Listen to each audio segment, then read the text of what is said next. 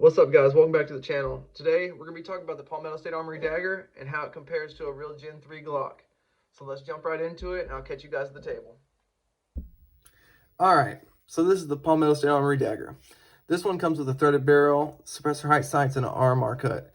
But you can get their basic package, which is just their regular barrel. You get night sights, they're not suppressor height, and no RMR cut for about $199. They do different color variations too. They got flat dark earth or OD green slides and frames, and you can mix match them. They also have different slides with different slide cuts and slide windows that are cut into them. You can also just get the slides or just the frames and kind of build them the way you want them. But this is the one I got. I've ran about 200 rounds through it, and it's been 100% reliable. There are a couple negatives about this gun, but nothing function-wise. It's all just ergonomics and easy fixes. But let's go ahead and jump right into it.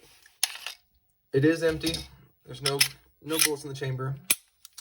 But this is my Glock 17 Gen 3. So the Dagger is a Gen 3 clone. It is cloning the 19, but this gun is pretty much the 19 with just a little bit longer barrel and a little bit longer slide. So as you'll notice, the trigger on a Glock has a little safety right there on the trigger safety. On the Dagger, they went with a hinge trigger for it to be the safety. So it's a little bit different. It's not a bad trigger, but it is like a Glock trigger. It's kind of mushy. Once you get to a wall, there's a little bit more mush. You see that? And a little bit more, and then it breaks. The reset, it's kind of long. There we go. And break. Gen 3 Glock. Oh, it's already straight to a solid definitive wall. Break. And it's a little bit, the reset's a little bit quicker too on the Glock. All right. So, slide wise, they look exactly the same until you get to about that point. The Glock is pretty blocky, squared off. Palmetto State Armory did a really good job with this slide. The Cerakote job is very nice. I like the little cutout right here. Makes it look slim, nice. It's good for reholstering your weapon. The other difference is with the Glock, the Gen 3 has 2 finger grooves, which, you know, a lot of people hate them, a lot of people like them. Personally, it never really bothered me.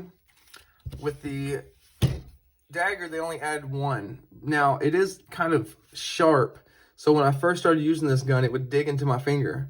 So you'll have to kind of get used to that. They did a really good undercut on here. I haven't got Glock knuckle with it. One thing that I do enjoy about this gun that's different from the Gen 3 is the mag well. The mag well on the Dagger is more pronounced and flared so that your mags easily just funnel right into there. It's very easy. The Glock, it's more squared off. There's no funnel. There's no real flaring out. It's just really squared off. It's not that big of a deal. I mean, that wouldn't be the reason why I picked the Dagger over a Glock. The price point is why I would pick the Dagger over the Glock. Is the Dagger a better gun than a Glock? No, it's not. The Glock is better. But for the price point, you cannot beat it. If the Glock was at this price point, I would pick the Dagger. The Dagger fits really nice in your hand. It has a way better frame than the Glock. They also have a little cutout, I forget what you call it, but the Glock's is squared off. I don't know if y'all can see that. Sorry. I did a couple of little things to this Glock. I did a double undercut. I had to drill under here because, as you know, if you've owned Glock, you can get the Glock knuckled. It's really low, and it will just dig into your knuckle. With this one, The flare on the mag well, it really keeps your hand tucked in there and keeps that pinky pushed upward so you can get a really high grip on this gun. So overall, on the outside, I love this gun. It's a really good gun. It's a really good option for somebody that's on a budget and just wants a really good gun that they can build up off of, or they just want a reliable gun. This thing is ran amazing. You know, when you're shooting it, the trigger isn't so bad. It's just dry firing it. It seems kind of, but so let's get into the negatives that I've found. Number one, once I got into like 50 rounds into this, my front sight almost just completely flew off the damn gun. I'd look down and this thing was just wiggling, and it was about one thread from flying off the damn gun. So I wouldn't consider that, you know, a deal breaker, but that would really suck if you needed that and it happened when you needed it. So I'm not going to hold that against them, but the second problem is these roll pins. Usually Glock, they just have a couple pins and you just use a punch, and it's very simple. You can do it on the field, you can do it at the range. It's very, very simple. With this one, I had to beat the hell out of it just to get these things out of there. Y'all can let me know in the comments. Maybe I'm just an idiot and I don't know how to get roll pins out, but I could not get these out. I had to beat the hell out of them to get them out of there. So that's a pretty big issue to me, because if this ever does have any problems, and every time I want to clean it, I'm going to have to beat the hell out of it just to be able to get the trigger out. So I don't know why they decided to do that. I'm going to see if I can find some pins online and just replace them eventually, because it's really just a hassle just to try to get inside there. The third negative that I found, it's not really a negative, but I don't know if y'all can tell. I've only seen this on the 10mm Glocks, but you see the dimple on the trigger bar. It rubs. Let's see if I can get y'all in here. It's rubbing a line all the way on this slide and just digging in. It's tearing that Cerakote off there. This is my first gun that's had a Cerakote job. I usually have only had Glocks, so I don't know if this is normal. If it is, let me know.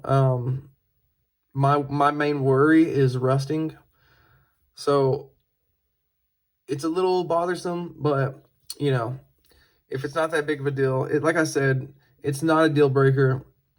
It's just these are all ergonomic problems, or not ergonomic, but non-functional problems. It does come with a steel guide rod over the polymer guide rod that the Glock has. I've never had any problems with the polymer guide rod, but it does feel good to know that you do have a steel guide rod. Overall, guys, I think this gun is an amazing gun for the price. Not even for the price. I think this is just an amazing gun, period. For the price, there's not a gun out there that can compete with this gun. It comes with everything you want and need. You can get your sights and just put them straight on as soon as you get them. So I don't know, guys. I think this one for me is a thumbs up. So if you guys like this video, or if y'all have any questions, just leave me a comment, subscribe, and I'll see you guys in the next one. Thank you.